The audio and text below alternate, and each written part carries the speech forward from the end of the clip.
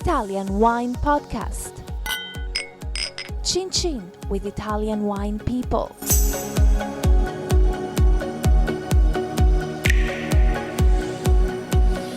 Hello, this is the Italian Wine Podcast. My name is Monty Waldin. Today's guest is Antonio Michael Zaccheo, and Antonio's family owns the Carpineto Winery in Chianti Classico. There are two families, in fact. That's right. So back in 1967, there were two families that started Carpineto in Dudda, a little hamlet just on the other side of the hill of Greve and Chianti. And these families are the Sacchet family, and the original founder was Giancarlo Sacchet. So Sacchet is S-A-C-C-H-E-T?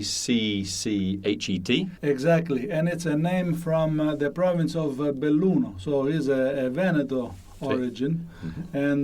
And then the other family is Zaccheo, which is my family, and my father was actually born in Bari. In Puglia. In Puglia. So it's interesting that wine brought together two guys from the two extremities of Italy, met in the middle to make Chianti Classico.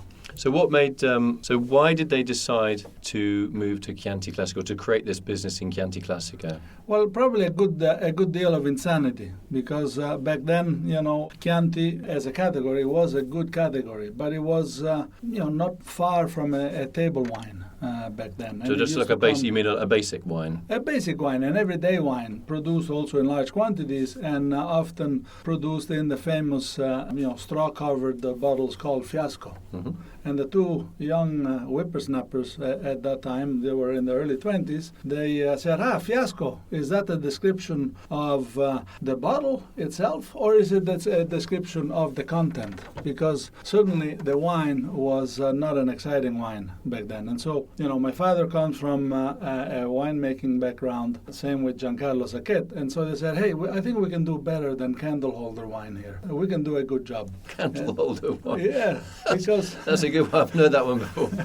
Because, the fiasco, in all the Italian restaurants around the world, you would have this beautiful straw-covered bottle with a nice candle in it. And that was the second life of a bottle. So what did they do to change? Was it about branding? Was it about vineyard work and winemaking? It was both. It was winemaking, certainly, but also hard work in the vineyards, because back then, those I remember as a kid walking around the vineyards and seeing huge basketballs of fruit hanging from the wire, kilos and kilos and kilos of fruit per plant. And of course, we were harvesting much later then too, also because, climate has changed somewhat, but certainly also because, the vine just struggled to ripen, 5-7 kilos of fruit per vine. Now, we are in some of our vineyards in Vino Nobile, for example, we are balancing down to 1 kilo of fruit per vine, one bottle per vine. Where in Tuscany does the Carpineto business now have vineyards, apart from Chianti Classico?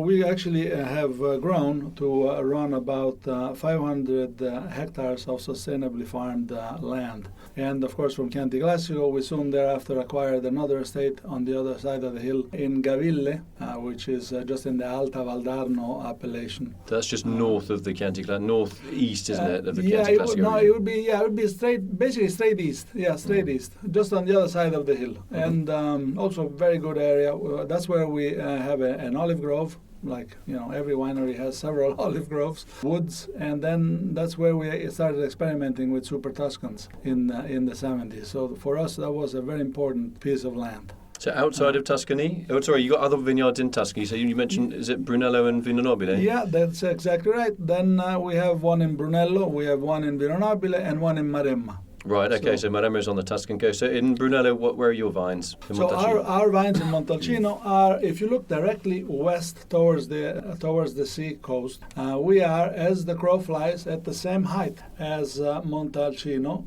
at about 2 kilometers, so 1.5 miles. Right, okay. And at the same height, so 500 meters in elevation, surrounded by woods. We have these 10 hectares of Brunello, which are actually north-facing. So we are in a very cool microclimate making essentially a mountain Brunello, which is a new category. So how high are you in Chianti Classico?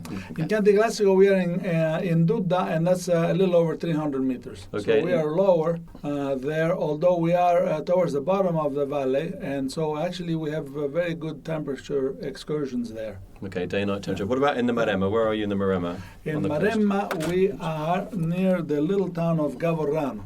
Okay, I know Gavorrano. That's quite a hot spot, isn't it, for it's a good spot. Entrepreneurial investment winery building, yeah? It's a good spot. I mean, it's very fertile soil. It has a very long growing season, and the influence of the ocean makes it for very nice, ripe, beautiful reds and beautiful, Vermentino. That's another great up-and-coming, I think, varietal. So where are you? How far are you from the coast there in Gavorrano? We are 10 kilometers as the crow flies. Right, so not too close, but not too far away. Right, and we're right behind a little ridge, So we are basically at sea level, and this ridge is maybe 150 meters. So we're a little bit protected, but we still feel the influence without getting the humidity from the coast. So that's the Tuscan vineyards. What about outside Tuscany? Do you own any vineyards? No, we are, and that's not even in the plan, because we are, although our DNA is not Tuscan, we have certainly fallen in love with Sangiovese. That's our passion. It ranges. It moves towards obsession. What about in Vino Nobile as well? Do you have any vineyards there?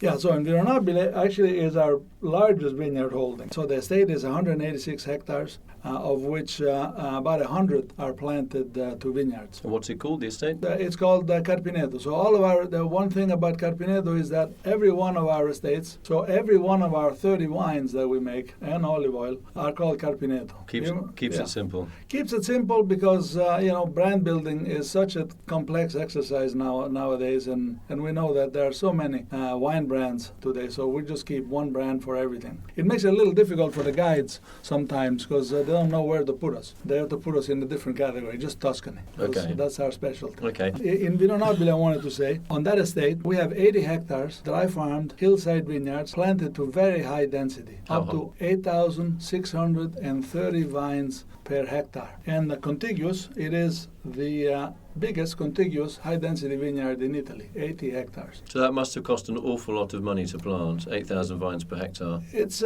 taken us 20 years to assemble, and we're still not done. We would have had more, but we don't have the planting rights. In Europe we have these kind of headaches nowadays, planting rights. So what's the difference in terms of terroir and ripening between, say, Chianti Classico, Vino Nobile, which is a little bit further inland, and then Montalcino, which is always said to be a little bit warmer? Yes. So for us, actually, Chianti Classico is we are at 300 meters. It's on Galestro soil.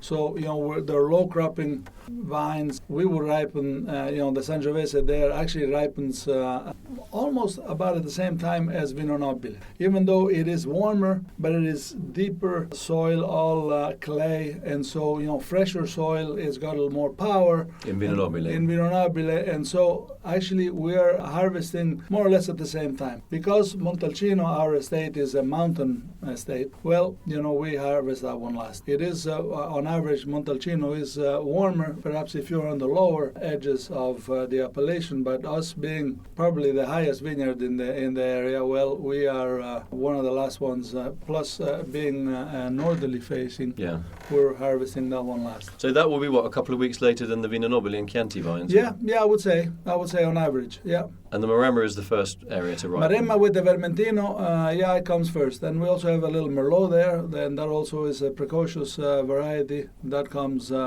first. But in Vino Nobile we also have other whites like Chardonnay and Sauvignon that also come relatively quickly. And then we have Grechetto, and that's the last white wine that we harvest. Also known as pulci and culo, yeah? Exactly. Do you want to explain the name, just for anybody that doesn't know? Yeah, pulci and culo is, I don't know if you can say that over the say it, it's okay. We have a very grown-up audience here.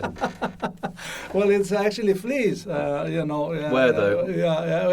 In your back end. So. In your arse, flea in your arse. Okay, that's the name.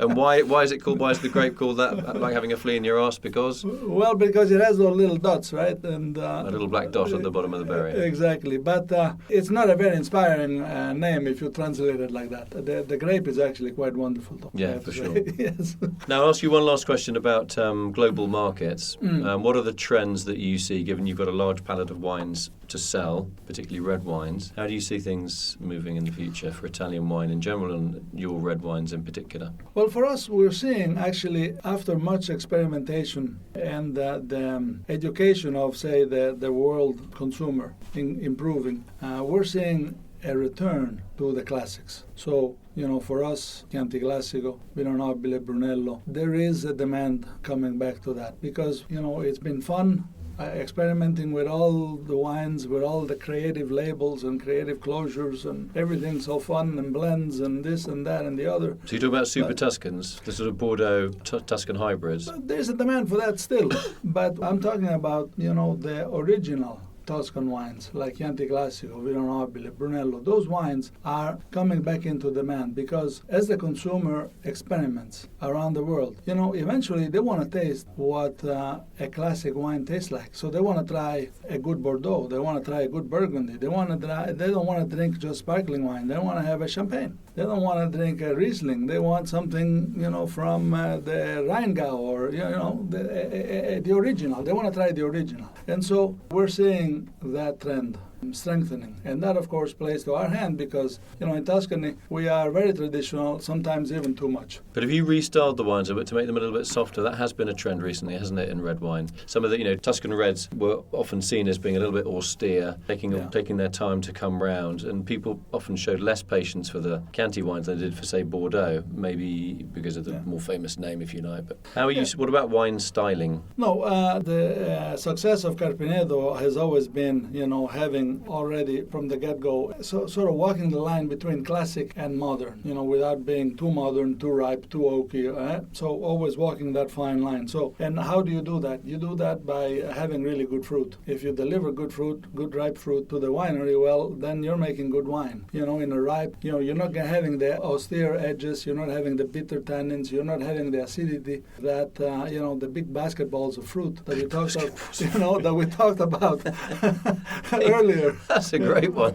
Big basketballs of fruit. I've not heard that one before. Well, that's how it was back then, and as now we're living one cluster per shoot, we're doing wild stuff compared to how things were 50 years ago. Okay. Antonio Michael Zaccheo, thanks very much. Junior, I've just seen the junior on the bottom of your business card. Yeah, I guess that is right. So let me I'm not going to do the junior because we didn't do that at the beginning. So I'm not a junior anyways. That's not on my passport. Okay. It's just to differentiate from my father, who's also Antonio Zaccheo. Okay, but what was his middle name then? Mario. Ah, right, Yeah. okay. And my son, guess what his name is? It's going to be called Antonio Matteo Zaccheo. Is No, that right? No, Antonio, close. Antonio Robert Zaccheo. Okay, we got rid of the M's. Okay, my real name is Matthew, actually, so Matteo. Very good. Yeah, so do you want to say thanks to Antonio Michael Zaccheo Jr. from the Carpineto Winery. So you're second generation, yeah? Second generation, yes. I wish you and your family every success, or both families, I should say, at Carpineto every success in the future, and I hope we can touch base again in the future, you and me, and talk a bit more about Tuscan wine.